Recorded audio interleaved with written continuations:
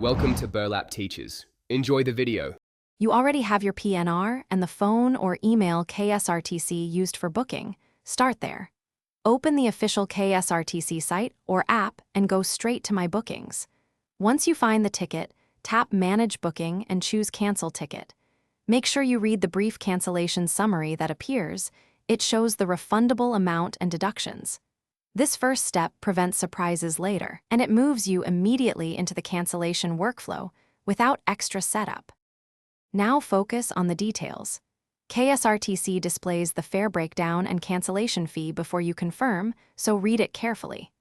If partial cancellation is allowed, select the specific seat or passenger to remove, otherwise proceed for full cancellation. Once you confirm, the system generates a cancellation ID and shows a provisional refund estimate. Note it down. Keep an eye on the timestamps and transaction ID. Because refunds follow rules, complete the process by saving the cancellation confirmation and the cancellation ID. Take a screenshot and note the time. Refunds go back to your original payment method or ticket wallet, so expect processing within roughly 3 to 15 business days depending on the bank. Once done, monitor the original account and the Ksrtc booking status.